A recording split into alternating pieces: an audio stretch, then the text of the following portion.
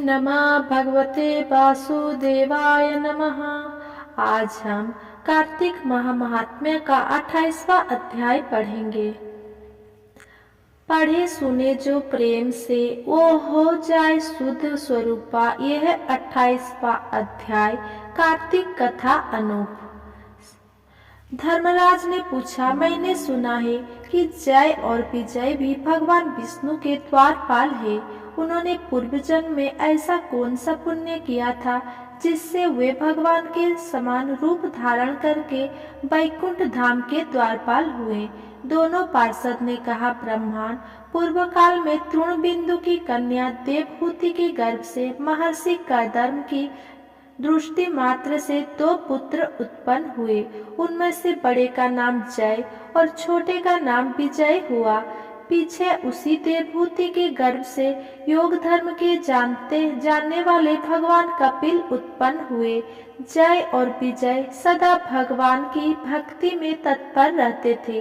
वे नित्य अष्टाक्षर मंत्र का जप और वैष्णव व्रत का पालन करते थे। एक समय राजा मरुत ने उन दोनों को अपने यज्ञ में बुलाया। वहाँ जय ब्रह्मा बनाए गए और विजय आचार्य। उन्होंने यज्ञ की संपूर्ण विधि पूर्ण की। यज्ञ के अंत में अद्भुत स्थान के पश्चात राजा मरुत ने उन दोनों को बहुत धन दिया। धन लेकर दोनों भाई अपने आश्रम पर गए।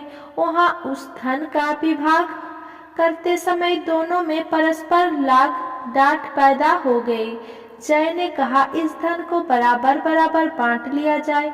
विजय का कहना था, नहीं, जिसको जो मिला है वो उसी के पास रहे।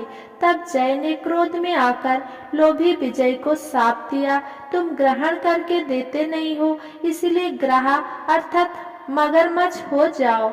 जय के शाप को सुनकर विजय ने भी शाप दिया, तुमने मद से भ्रांत होकर शाप दिया है, इसीलिए तुम मातंग अर्थात हाथी की योनि में जाओ। तत्पश्चात उन्होंने भगवान से शाप निवृत्त के लिए प्रार्थना की। श्री भगवान ने कहा, तुम मेरे भक्त हो, तुम्हारा वचन कभी असत्य नहीं होगा।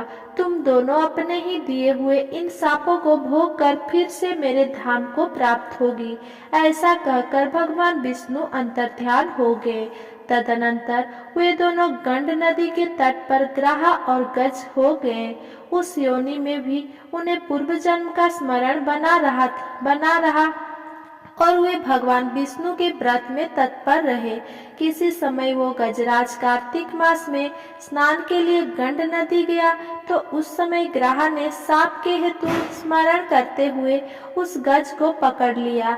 ग्राह से पकड़े जाने पर गजराज ने भगवान रमानाथ का स्मरण किया।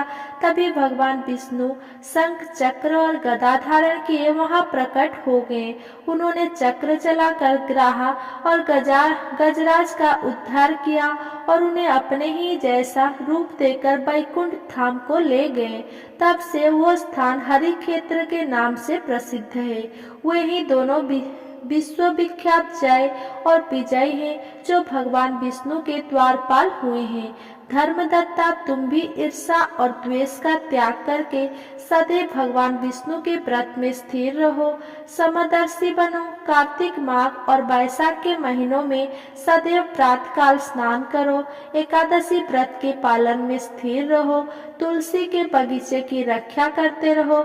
ऐसा करने से तुम भी शरीर का अंत होने पर भगवान विष्णु के परम पद को प्राप्त होवोगे।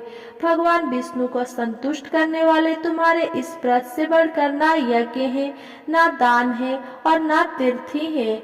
विप्रवर, तुम धन्य हो जिसके व्रत के आधे भाग का फल पाकर ये स्त्री हमारे द्वारा वैकुंठ धाम में ले आई जा रही है।